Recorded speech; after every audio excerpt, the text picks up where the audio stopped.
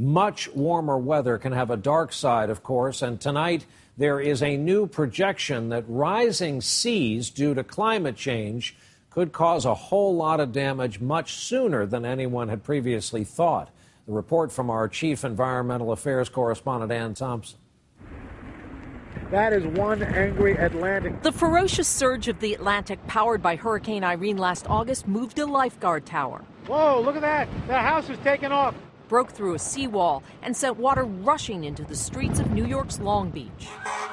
A scene that will become more commonplace, a new study says, because of rising sea levels caused by global warming.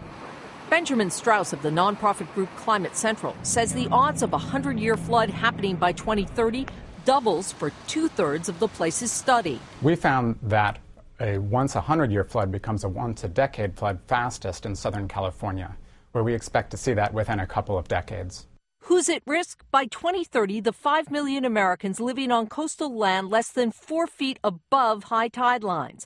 By 2050, it expands to 6 million people living less than 5 feet above high tide lines. Here in New York City, the danger is not just to the low-lying areas where millions live, but to the very way people get around.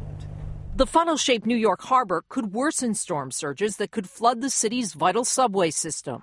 Loading the dice, heat-trapping gases from burning oil, coal, and gas, melting polar caps and glaciers, and warming the ocean. Measurements taken in Bermuda show 58 years of increases. The temperature will be in red. There's more heat in the top couple of meters of the ocean than in the atmosphere. But climate change skeptics say you can't blame the rising oceans all on global warming. The sea level rise caused from climate change is actually less than the sea level rise caused from land sinking, and we can't stop it. A future dependent on the ocean and threatened by it. Ann Thompson, NBC News, New York.